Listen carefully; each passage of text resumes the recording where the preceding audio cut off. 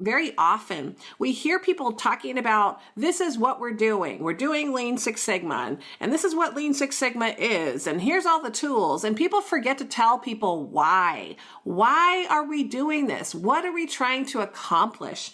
And so I think it's a good message to make sure that we're getting the vision across of why we're doing Lean Six Sigma. Welcome to the Just-in-Time Cafe GoLean6Sigma.com's official podcast, where we help you build your problem-solving muscles. We share best practices from over 20 years of success, helping organizations from the Fortune 500 to small and medium-sized business to government achieve their goals using Lean Six Sigma.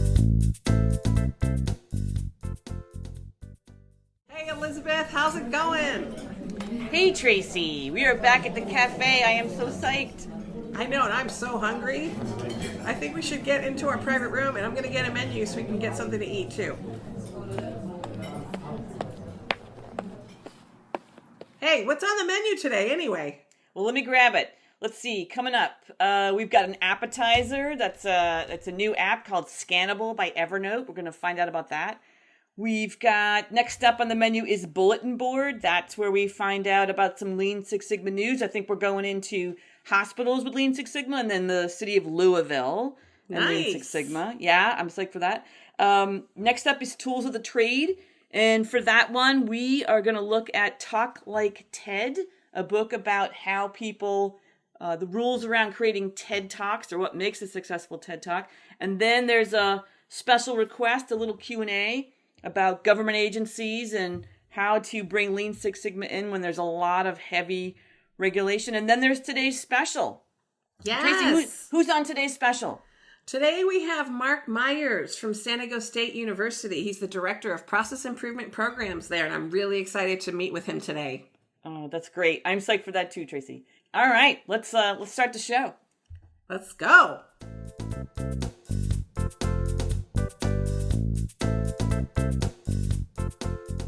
So what is the appetizer for today, Elizabeth? I'm psyched you asked. This is something called Scannable. It's an app made by the company Evernote.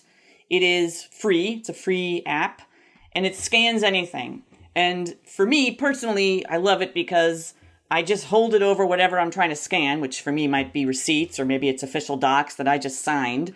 And then it finds the document and it takes a photograph, uses your camera on your phone, takes the photograph. And if you need more pages, you just keep holding it over documents until it's done.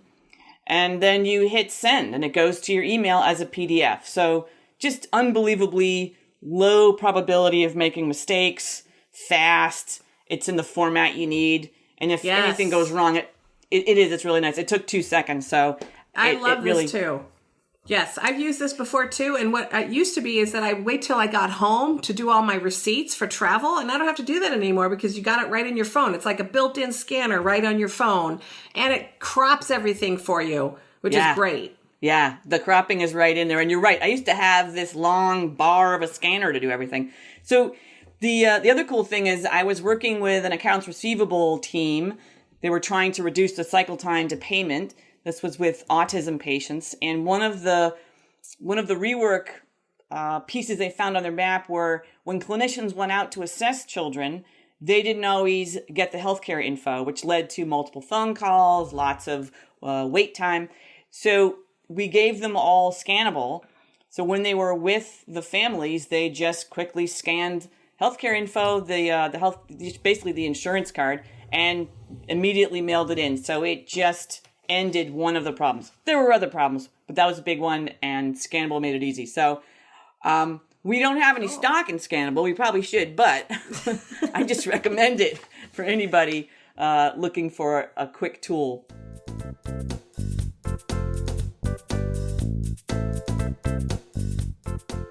Okay, so let's take a look at our bulletin board. What's our local news in terms of what we're covering? So this week, well, first I want to come back and just say the local news report is great.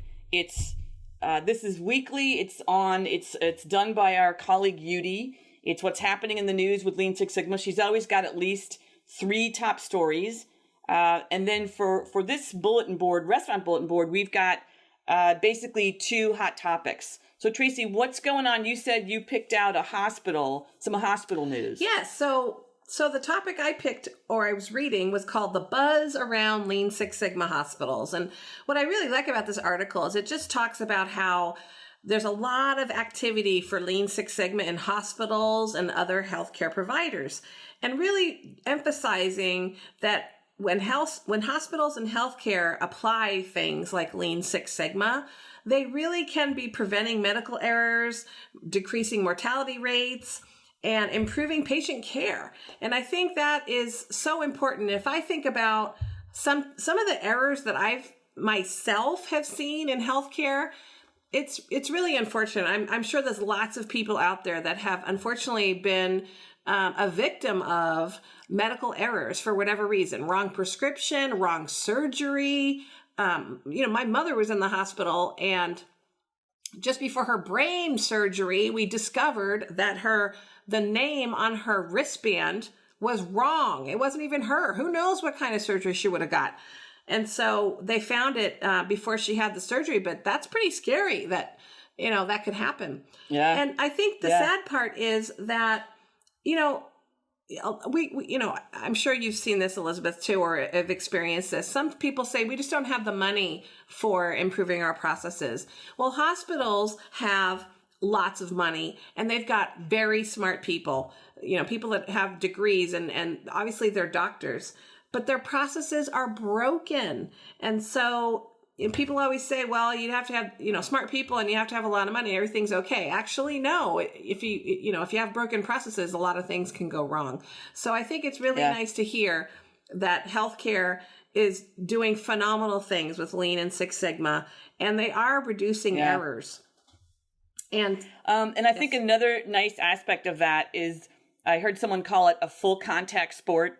That you go in there, you only learn by getting your hands dirty. So having doctors and other care practitioners be fully involved in this improvement is just critical and makes all the difference. Absolutely. And it could really be, they were talking about results in this article as well, that they've had some really strong financial returns, saving up to $10 million within 2 years by using Lean Six Sigma in one of their hospitals, a mid-size hospital, which is amazing. But the thing is that it doesn't even have to be just financial savings. It could really be about improving patient care, which I really like them saying that. It does need to be balanced. Yeah, no, absolutely. Focus on the outcomes. I think the same thing is true.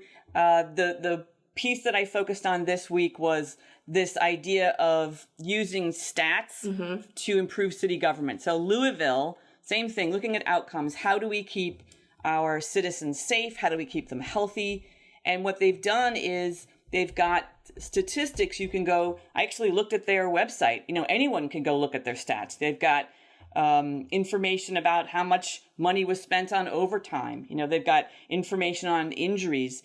And then another topical piece, they've got stats on police-citizen interactions, which is very much in the news, and what a great way to sort of level the playing field or give people a sense of ease, because they're proactively providing data, right? They're giving this information out to people, which is, I think, fantastic. It's also interesting. They're doing things like, how do we have 365-day-a-year tourism? They called it Bourbonism. That made me want to go visit Louisville. Right. But they keep, how many times are potholes filled within 24 hours? How many pets are adopted? How many inmates get GEDs? Thinking about making sure inmates get GED so they can get jobs, right? Yes. So that's going to lead to safety.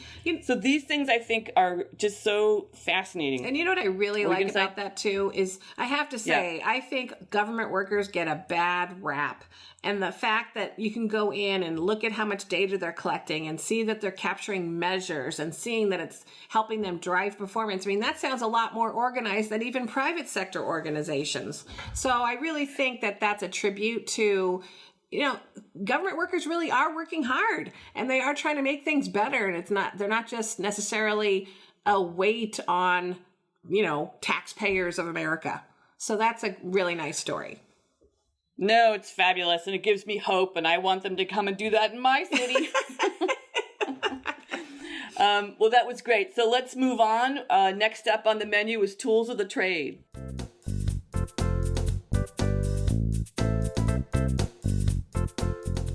Tools of the trade. So we just discussed or decided that we were going to cover a book called Talk Like Ted by Carmine Gallo. He was also a best-selling author of The Presentation Secrets of Steve Jobs. So lots of fans, I'm sure, with writing about the success secrets of Steve Jobs. So what are some of the things you liked about the book, Elizabeth? Well, I liked it a ton, and I'd say that personally I found it incredibly useful. You know, you and I are doing a lot of webinars. We obviously are in the middle of a podcast, and this is about presentations, so it's keenly of interest to us, but I feel like it has great application to the process improvement world. I think that one thing black belts, green belts, lean, anything, everyone struggles with is getting engagement. And one of the great points this book made was use stories, right? And they had a great line for, you know, stories are data with soul, which I think is so great. That's such a great way to capture what you're trying to do. You don't want to just say, hey, we got to reduce defects. You know, there's nothing inspiring about reducing defects. Tie it to a story. Tell me why. Tell me who this is going to impact. Tell me what's going to happen to me, us, you know, our jobs. So I think stories are huge. What do you think about that? Absolutely. I absolutely agree that telling stories really does send people can remember a story so much more than facts or data. And I think what's interesting too is culturally stories thrive. You know, that's how tribes communicate. That's how humanity communicates, is stories told over time and time and again. And I think what's funny though too is sometimes we go into organizations and you'll hear a story that's maybe something that happened in the past that wasn't so great, right? Like, well, 10 years ago, this happened and now our morale is low. And so I think sometimes those old stories have to be replaced with new stories. And we have to really be intentional about creating good stories to sort of create and put less focus on those stories we don't want everybody telling all the time from the past. No, I think you're so right. I think there's a rewriting that has to happen and people have to have an active role in that. That's great. Yes. I love it. So I love the storytelling. I think it's a really on point for the book. Another thing they focused on was basically the look of a presentation, you know, how you present. And that, I think, you know, the opposite of TED Talks is what we would call death by PowerPoint. You know, people feeling like there's a slide, there's some information I've got to get across, so let's just put all those words on the page. Where actually what they're asking people to do is multitask. I want you to listen to me and read the slide, right? So it basically disrupts people's attention. So photos are huge. And I think for people doing process improvement, and you know this, you want people to do before and after, right? If you're doing a 5S, if you're doing some kind of a reorg, if you've got to look at a nurse's station, how should this look? You want a before and after so people see, you know, what did we actually do here? How did we improve this? So I think they are such powerful visuals to have like that. Absolutely. I absolutely love using pictures. And I always try when I present to, and this book, you know, supported that even more, is I always try to use more and more pictures and less words, because I want them to be listening to the message, and pictures can speak 1,000 words. So I really like that. The other thing I really like about this book is the introducing the 18-minute rule, which is if you're going to do a presentation, don't make it go any longer than 18 minutes, because that's about how far someone's attention span is. Yeah. That's true. Yeah, and when I think about that, what I love about that is if you can't say what you want to say in 18 minutes, you need to work on it anyway, right? Yeah, no, it's what was it? Mark Twain said, sorry for the long note. If I'd had the time, I'd have written a shorter one. Yeah. Right? So, you know, it takes work to hone it down to something that's actually just the meat. And I feel like that's our job. We have to hone it down. Yes. That's a great one. The other thing I liked was avoid buzzwords. And I feel like that is a trap that everyone can fall in. But I think you and I we work really hard not to bombard people with what we call the TLAs, the 3-letter acronyms, and buzzwords. They're just they're not interesting. They're cliches, and they kind of deaden the narrative. So I feel like that's a big thing to watch out for. Yes. And I think the final thing I want to say about this book is it does talk about inspiring the audience and using multisensory experiences to do that. So when you're talking, using visualization, which many people do when they tell stories, but using visualization and getting people to really think about their senses in motion and in action and creating a vision. I think very, very often we hear people talking about, this is what we're doing. We're doing Lean Six Sigma, and this is what Lean Six Sigma is. And here's all the tools. And people forget to tell people why. Why are we doing this? What are we trying to accomplish? And so I think it's a good message to make sure that we're getting the vision across of why we're doing Lean Six Sigma. Where do we want to be? What is it going to get us? Where are we going to get there? And how do I see myself along in this journey? And I think people forget to do that often. And people are just stuck wondering, why are we doing this? And I think the great question for that, to tie it up, is for the sake of what? Yes. I always ask that question. Why are we doing it? For the sake of what? Yes. So Tracy, next up, we've got a little special request. And that one was a question for you.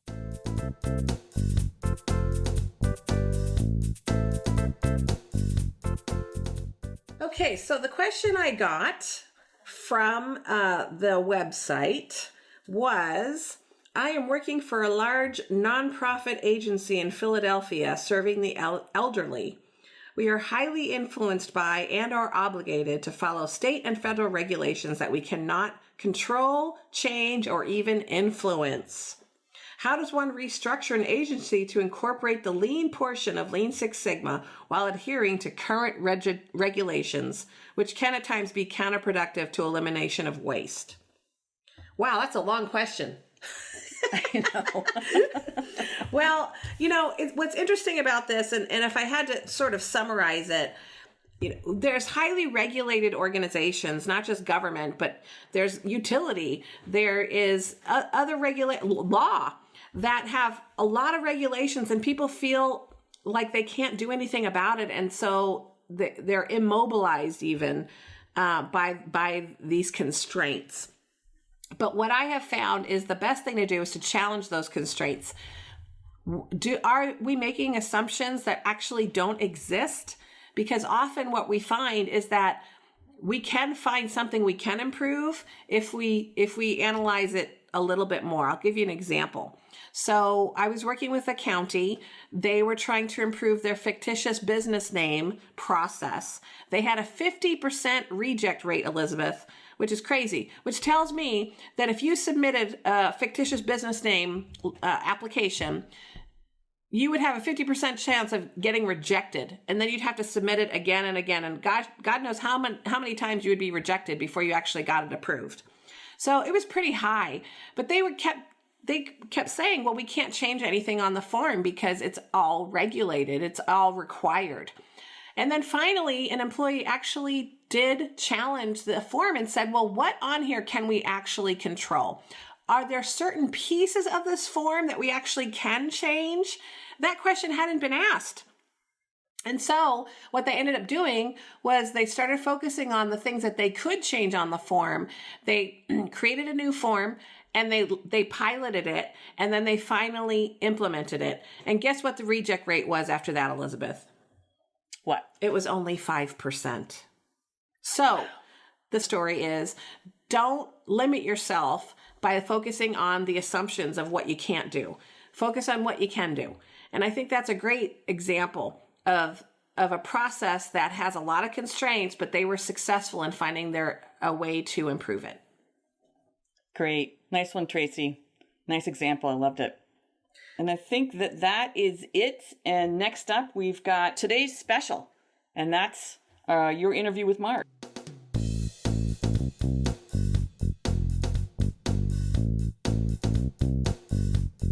Unless you're an artist, most people don't care about your process. They care about the final results, right? They want what they want, and they want it now.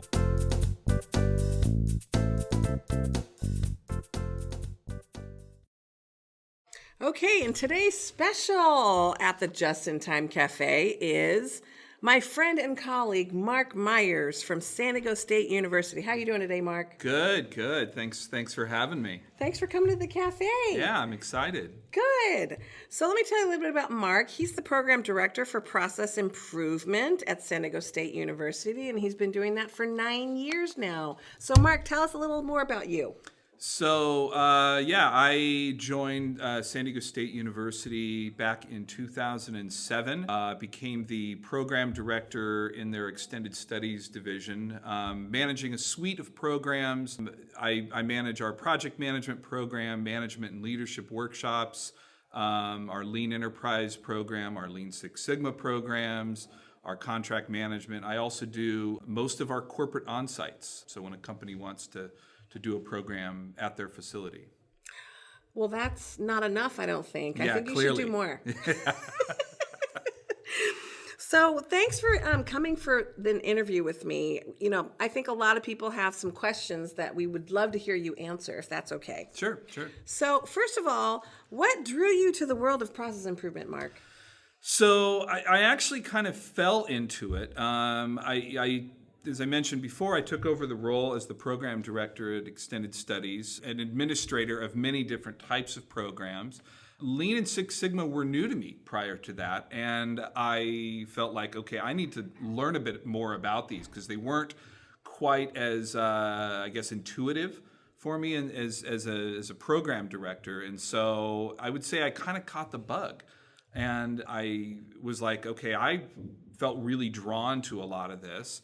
And Lean in particular was one because it was very simple, and some of which, I felt like it was really intuitive, and I felt like some of that I just do without even knowing that that's what I'm doing.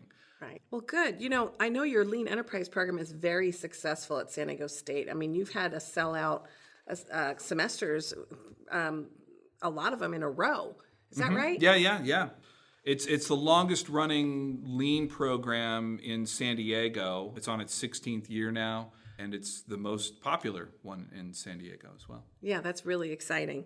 So tell me, what do you think is important for students to learn about Lean Six Sigma? So for me, Lean and Six Sigma are really imperative, I feel like, in today's economy to stay competitive and relevant. Unless you're an artist, most people don't care about your process. They care about the final results, right? They want what they want. And I would say customers, they're looking for good quality. They're looking for a fair price. And they're also, a lot of them are similar to Veruca Salt, the spoiled rich girl from Charlie and the Chocolate Factory. They want it now. Right. So I feel like in today's economy, it's it's very competitive, as you know, and you can only raise your prices so much, right? Mm-hmm. So you have to find other ways to stay competitive, and being operationally efficient is one of the best ways to do that. Absolutely, I agree. I mean, it's definitely something that I obviously feel that is very important for students to learn. And they get results, which I think is a big credit to the program as well. But I think we're going to get to that soon. So tell us, who or what has had a strong influence on your thought process? That's a great question. So I did not come up from manufacturing, and so I've not been the VP of operations like a lot of the process improvement folks, but I've gotten to know a lot of the thought leaders in process improvement. Mike Osterling and Sammy Obara have probably been the biggest influences on me personally. Similar in approach to, say, like a Thich Nhat Hanh. They help me look at the world with a different set of eyes, and they do so in such an easy way. Mm-hmm. So they don't make you feel bad about the way you look at the world. They just enhance the way you view the world. Yeah, exactly. They make me kind of, sort of the concept of learning to see. I actually met Sammy Obara at an event in San Diego about 5 years ago, and I knew he was doing a talk. I didn't really know anything about him. I went to go see him, and my jaw dropped because I was so amazed at how simple he was able to make these concepts, certain things that other people had a maybe more challenging time explaining. And for me, it was just like, oh, that's so simple.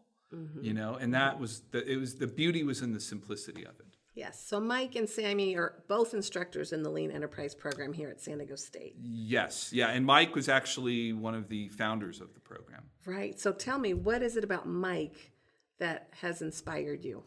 So Mike has this approach that is very easygoing, and I feel like Mike's the kind of guy that people can relate to. And, he's like the guy next door, he's like your next door neighbor. And he's very knowledgeable about this stuff, but he's super approachable, always willing to help, and just an all-around great guy. He's also a very good racquetball player. I wish he wasn't as good at racquetball, but... That's great. Yes, and I think he's a biker now too. He's taking up biking as of late. He's a mountain biker. Yeah, that's right. Yes. Well, I know both Sammy and Mike as well, and I definitely appreciate what you're saying about their approach to these concepts, because we've seen kind of the opposite as well. We've seen some teachers or instructors that make it a little more complicated than it needs to. So it makes you really appreciate it when somebody can really simplify it. Absolutely. And because a lot of people that go into this, I know for the Lean Enterprise program, for example, most of the students that are going through that program, they're getting the email from their boss saying, we'd like you to go through this program. And I think initially there's a little bit of nervous energy around that. Oh, I'm getting sent back to school. And I think, making it fun, making it easy improves the overall process and the results. Yes, absolutely. Okay, so let's talk a little bit about the tools and concepts in process improvement. What do you think are some of the most used tools or useful tools and concepts in the program? Is there anything that comes to mind? It's funny. A lot of people talk about 5S and visual workplace. Those are very, very popular, and it's interesting. I sat in the intro class recently, and everybody was doing their introductions, and people were talking about oh yeah, we do Lean, we do 5S, as if that's all of it. And so while it's a very valuable tool, it's not the whole thing.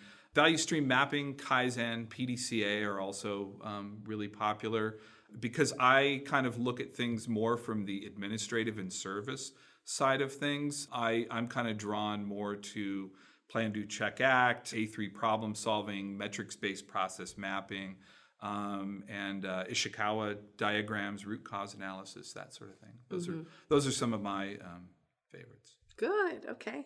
Thank you. So, well, first let me ask you this. How do you guys measure success at San Diego State in terms of the programs? We measure success in a lot of different ways, because we're partnering a lot of the times with a company who's sending a group of people. We measure success through the results of the projects that the students do in the project. We also measure success by the level of student engagement, evaluations we do at the end of every single class and at the end of the program. We also keep up with some folks through LinkedIn, and keep in touch that way and find out about promotions. We've known of people who have gotten promotions because of programs like these, and even new jobs. Definitely. So has there been any group or organization that you feel like, wow, they've really made a big difference? Either they've sent a lot of people, or they've had some significant results, or any of those come to mind?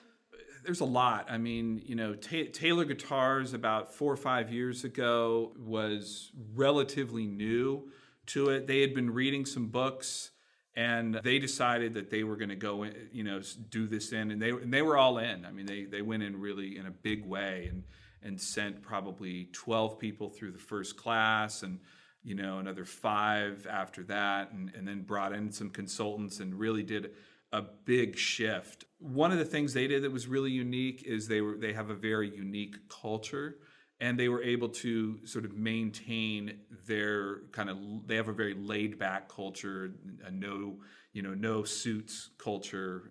It's jeans and t-shirts. Employee engagement and happiness is very important to them, and so they would be one example. Then there's really too many to mention. One I would like to talk about: a couple of years ago, TaylorMade Golf sponsored a couple of folks from Feeding America to attend the Lean program, and they did a Feeding America project. They brought a couple of their own employees to work on that project, as well as the Feeding America employees. One of the gals that was at Feeding America on that project got a promotion, is now their VP of operations, and is really taken off with it and is doing amazing things towards their mission and vision, which is always great to see. That is really exciting.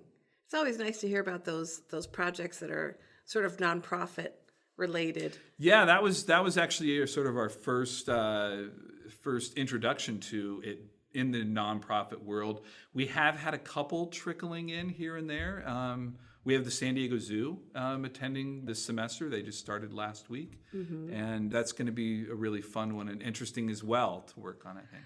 Now, I also heard that in particular, this program that just started, that there's a son from someone who took one of the first classes. Is that true? Yeah. So there's a company called Southwest Fabricators, and the father of the student that was in the class attended the first or second class that we ever offered 16 years ago, which made a couple of my instructors feel a little old.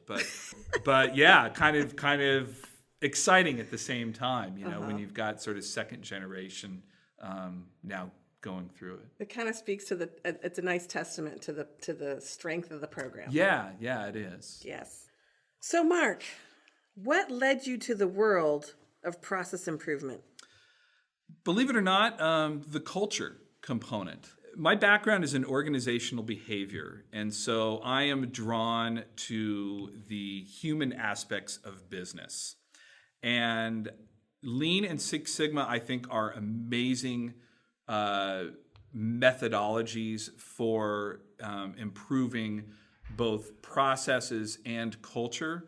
But the tools by themselves, I feel, are not sustainable without a proper change management components or continuous improvement aspects. And so sort of the blending of the organizational behavior and the Six Sigma and Lean methodologies. I really like the idea of combining sort of the 5 principles of the leadership challenge, for example, with DMAIC and or even PDCA on the Lean side. The leadership challenge, one of the things they talk about is challenge the process. That's kind of the obvious where process improvement fits. But, there are other elements of that, sort of enabling others to act, encouraging the heart, sharing having a shared vision and model the way are also really important elements to any process improvement activity. Yes, absolutely. I wholeheartedly agree that culture piece is really important, especially leaders and their role in process improvement, which I think you're alluding to is those leadership practices. That came from the book, The Leadership Challenge, Jim Kouzes, Barry Posner.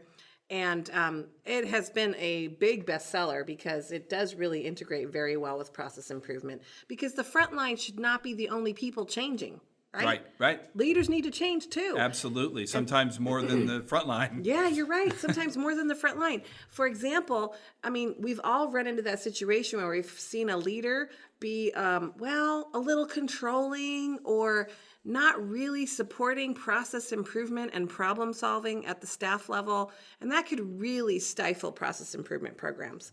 So I totally agree with you. The culture piece is really important.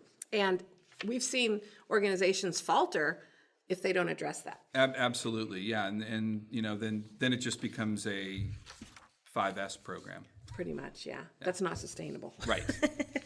All right, so what's next for you in terms of expanding or improving the program at San Diego State? So, we've had a great run on the Lean Enterprise program. As I mentioned earlier, it's in its 16th year, and it frequently sells out. We also do on-sites for it occasionally. Earlier this year, we partnered with Hansha to do some Lean seminars. One of our seminars even included Pascal Dennis, who's best known for his book, Getting the Right Things Done. Very popular thought leader in that process, and he came all the way from Canada to do a workshop, and that was really exciting, and we hope to do more workshops to sort of augment our other programs. Also, as you know, Tracy, we've begun doing a partnership with GoLean6Sigma.com so that we can offer Lean Six Sigma classes globally. And we're really excited about that partnership as well. Yeah, we are too. All right, well, that brings us to the end of our interview, Mark. I'm sure we're really thirsty. We should probably get one more cup of coffee before we leave the cafe. Absolutely. Wouldn't you agree? I definitely could use another. Well, good. Me too. And so do you have any other final comments, any last minute thoughts you want to share or interests? Yeah, it's thanks again for having me. I appreciate it was really nice to be asked into the cafe and have some coffee and talk about this stuff. This is something that I've been very excited about. I've been really lucky. We've had a great team. We've also had great instructors and programs. My network has grown exponentially over the past 9 years, and I've been really lucky to learn from some of the best people in the field of process improvement.